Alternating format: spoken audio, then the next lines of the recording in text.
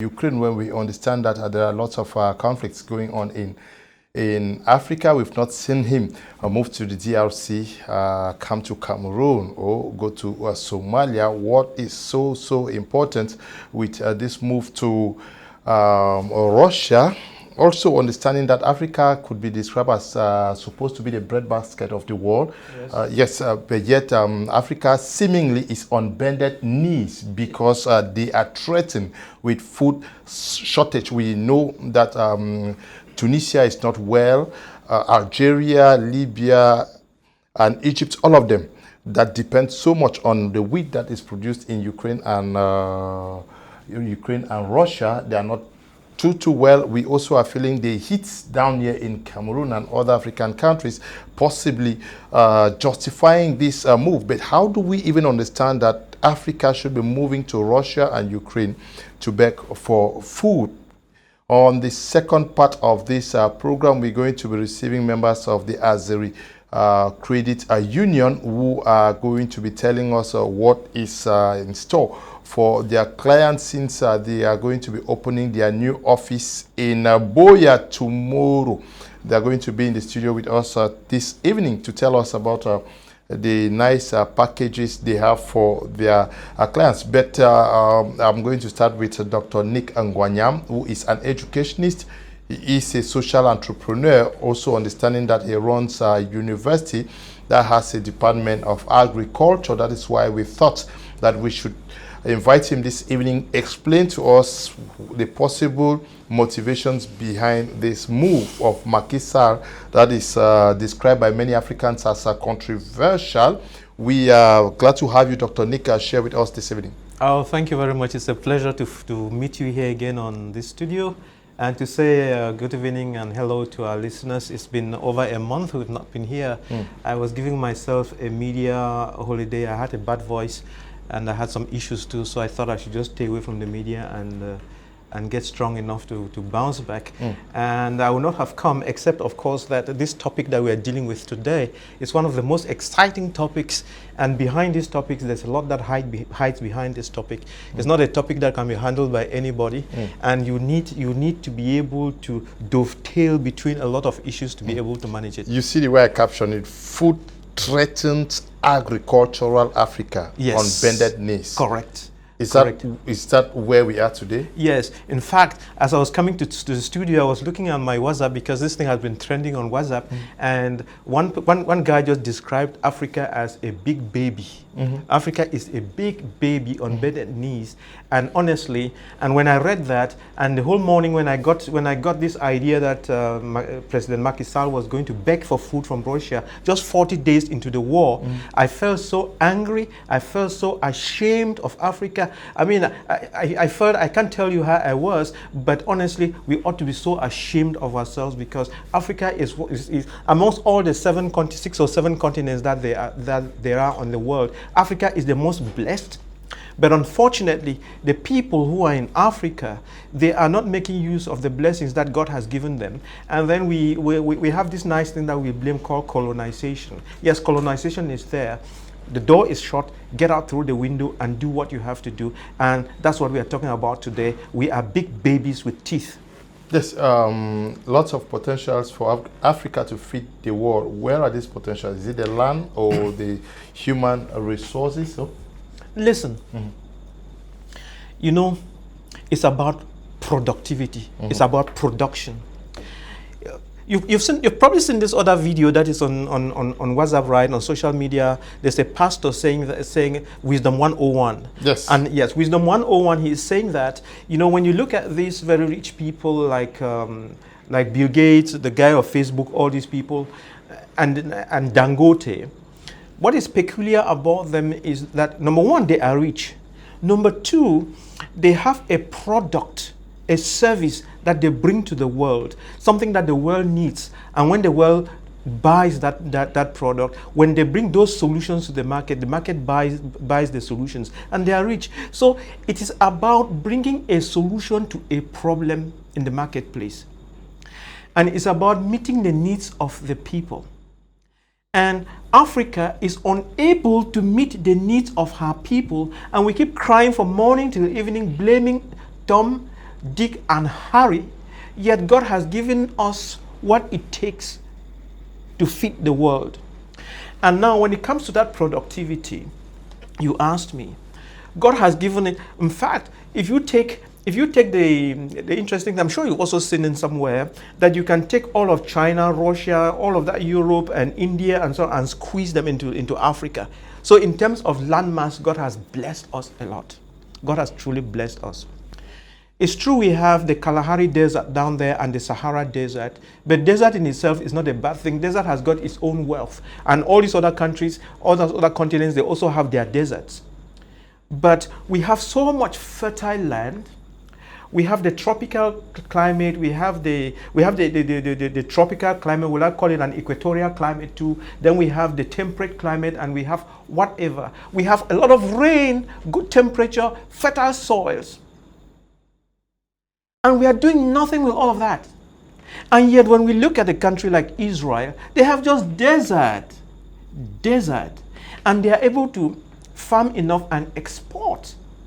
And yet we have what it takes to grow food, the land, which is fertile, with the rain and the right temperatures. And when you take all of Africa, we have all sorts of vegetations and climates and the temperatures and rainfalls that we can grow just about anything that we want in Africa.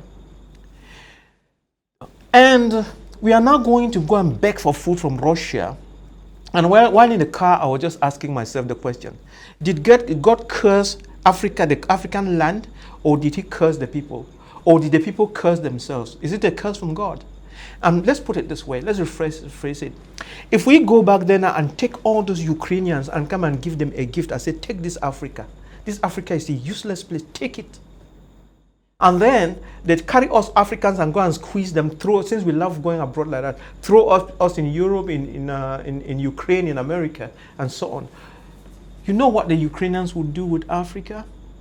You know what the Chinese would do with Africa if they were given Africa? Do you know what America would do with Africa? Africa is the most blessed place on the earth, but we lack one critical thing. We have everything.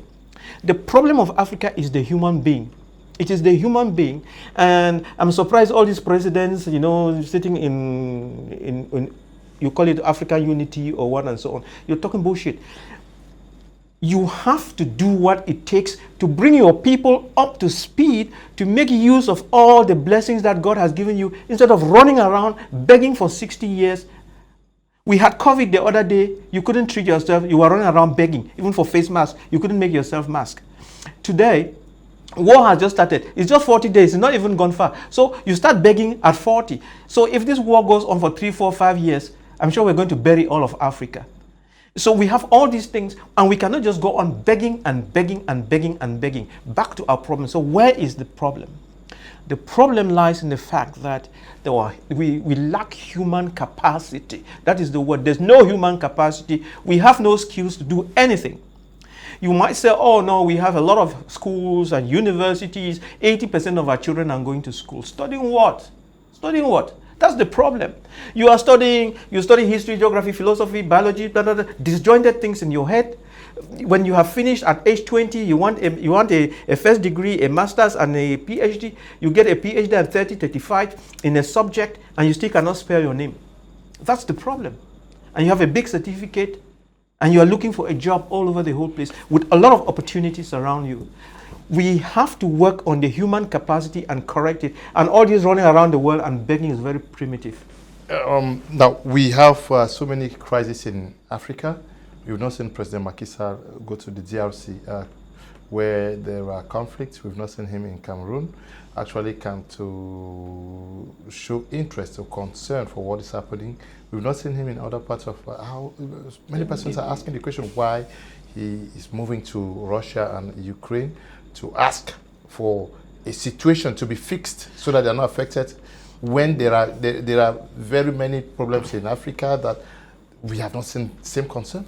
No, the problems of Africa, especially the problems of violence all over Africa, the problems of violence all over Africa, starting from Cameroon, every country, almost every country in Cameroon, in Africa has got issues.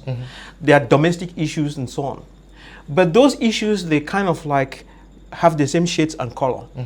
And therefore, like I was reading again, when these guys, when they go and sit at the AU, they don't discuss those things. Because if you try to attack those issues, it's like knifing yourself. You are shooting yourself in the foot.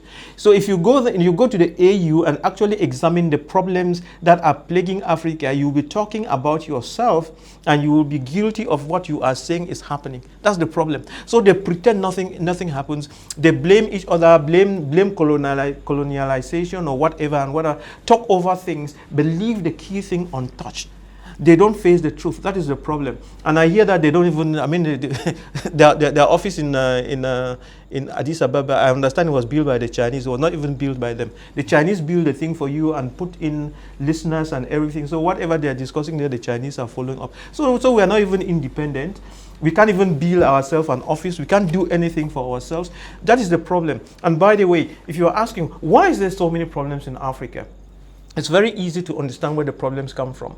And I might say it in one or two, on my 5 fingers or whatever, but run through all the African countries, they are the same problems. And these problems stem from the fact that we don't understand human needs.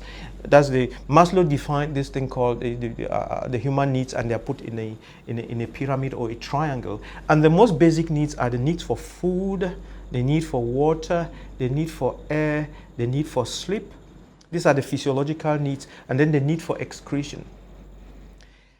So when you see Macky Sall running to Ukraine or to Russia or wherever he's running for to go and beg for wheat or rice or whatever, it's because one of those first primary needs is at stake, the need for food. And so he's going, he knows that if we don't have food, people are going to suffer and die. We will be becoming an Ethiopia that will spread all over the whole place. But he fails to realize that he had the opportunity to grow the food and he was not growing it. That's the problem we are here to try to solve today.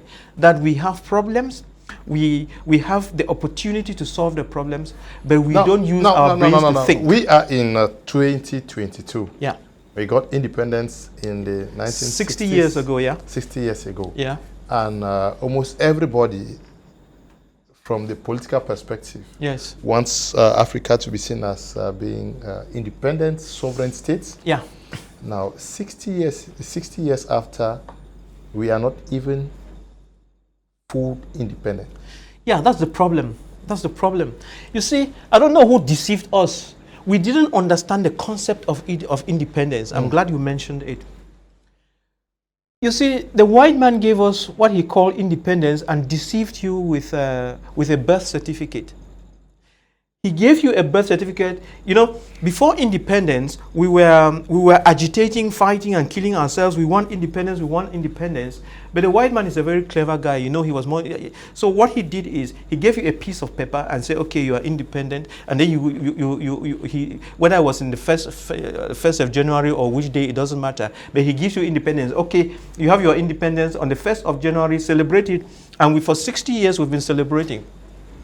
But unfortunately, the African did not know that there is a word called independence, interdependence, and the dependence, and how those things work. And the true independence is not that birth certificate that you are given on the 1st of January 1960. That is not independence. It's just paper.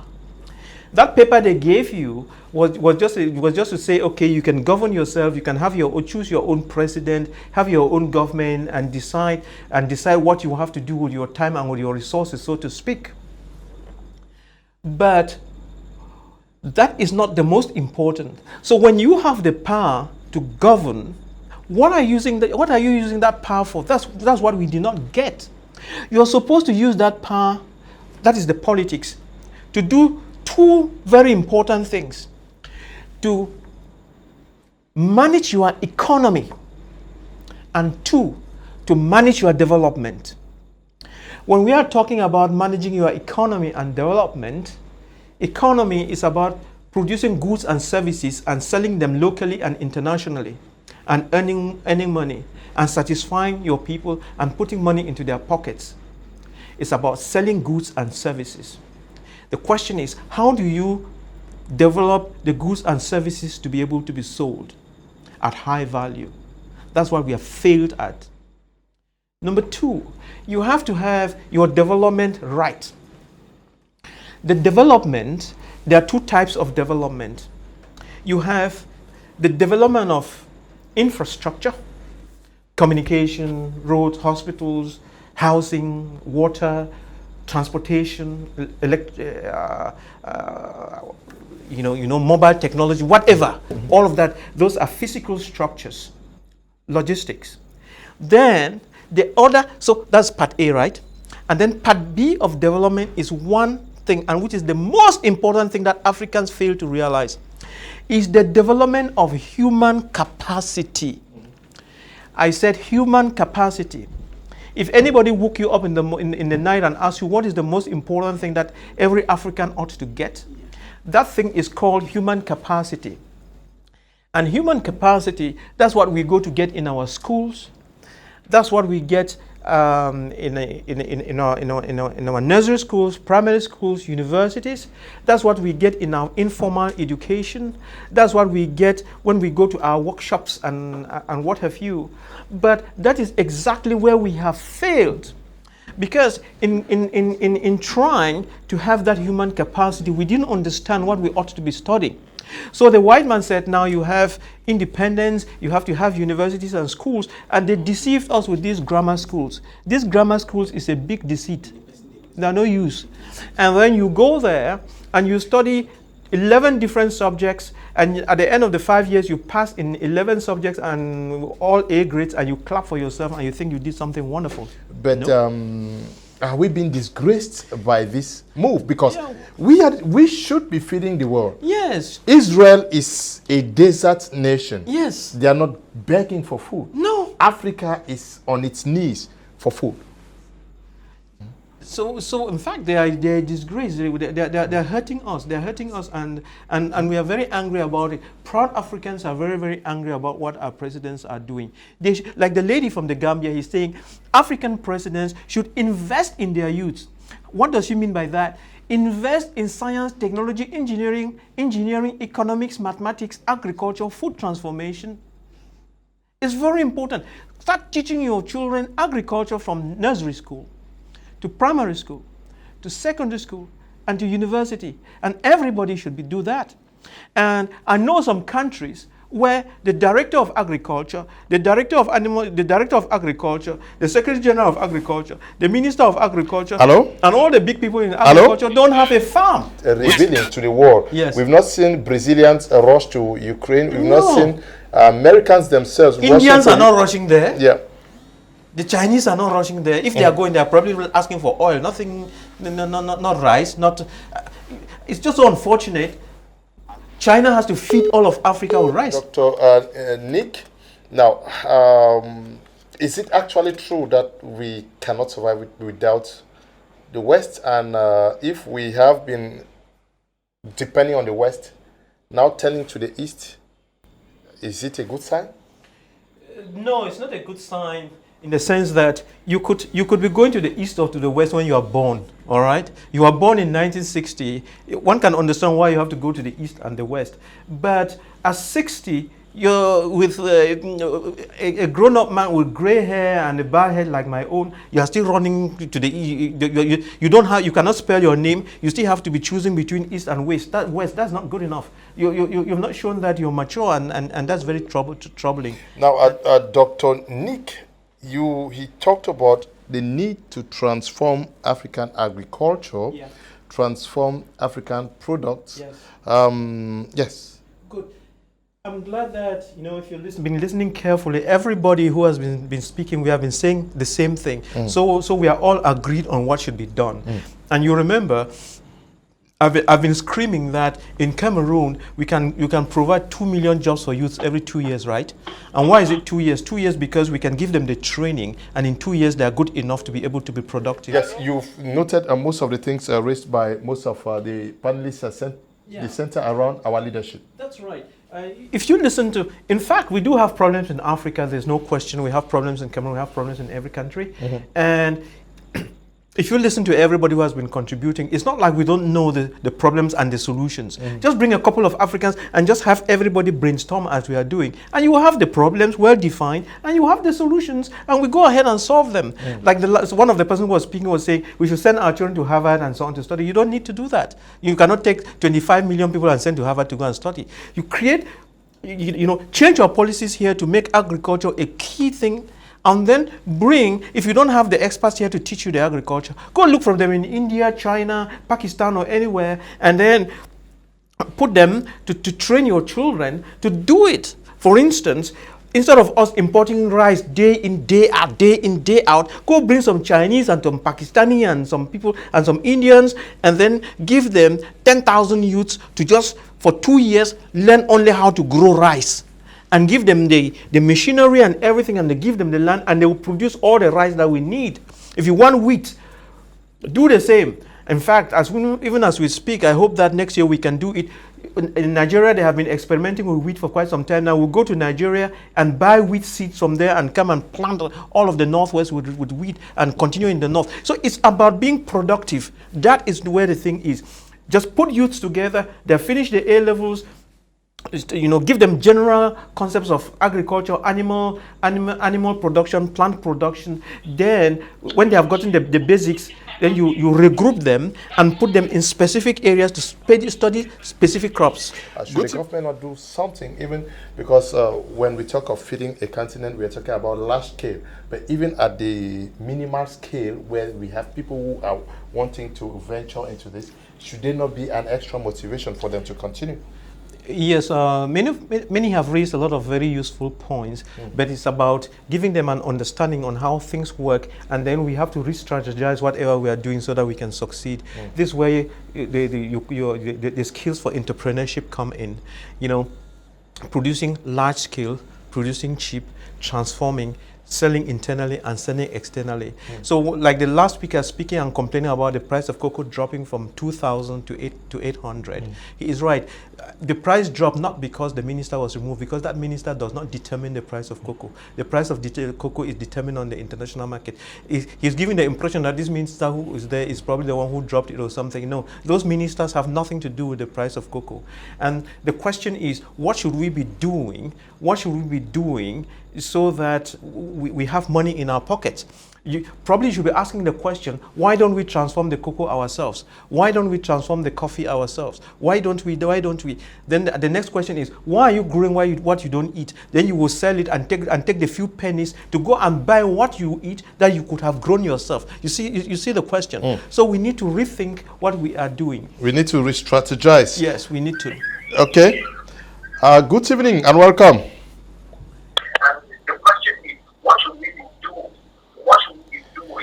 Hello. Hello. It's listening to the TV rather than listening to himself. Yes. So we are saying that we should know what we need. Yes. And know where to invest, yes, so that we don't waste resources. Yes. Good evening. Okay.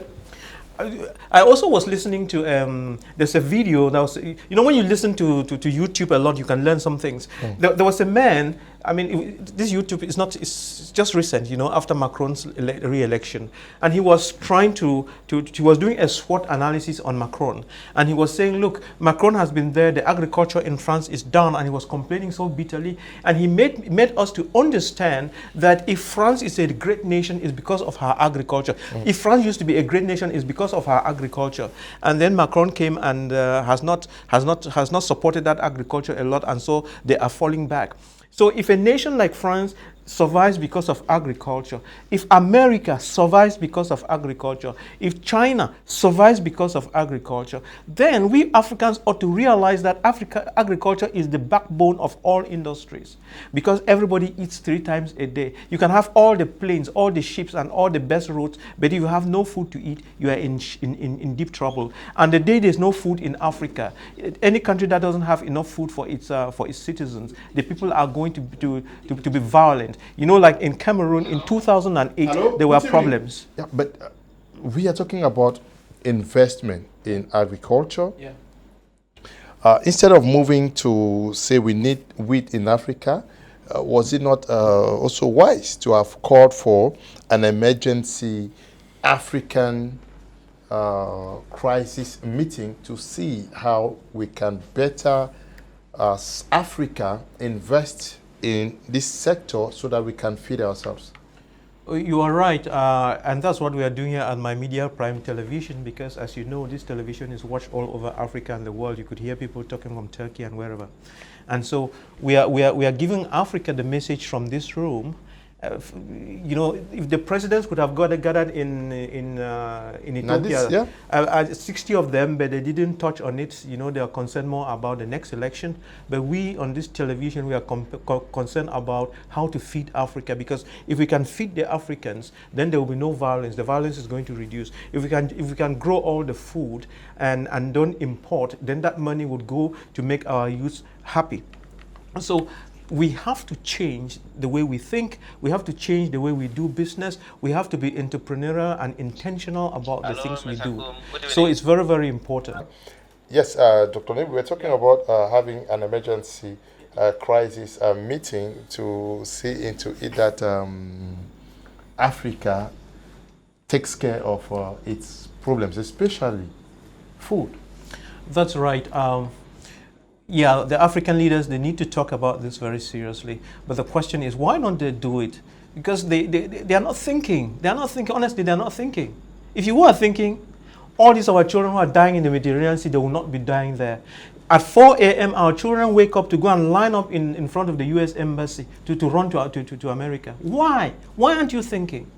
You're only thinking of, you know, getting a post, getting money, corrupting, putting your brothers, sisters, and so on. That's not proper. Yeah, but Dr. Nick, moving over to Russia, to request the Russians to release wheat into Africa. Yeah. Do we size up how much money Africa will need to transfer to Russia for the wheat to come in? That is the problem. You need to see how much money we spend from African countries, you know, how much money we don't spend, how much money we throw away at others just to get food. And as we talk, I think we import food to the tune of 350 billion francs in Cameroon only. And most of it is rice, is fish, is champagne, and some of these stupid things. Sometimes we even import water to drink. Dr. Nick, thank you for coming. Oh, thank you very much. It was a pleasure being with you and opening up these discussions. It looks like it's something we've got to discuss for a very long time so that it sinks. But the bottom line is that we are not doing well in Africa.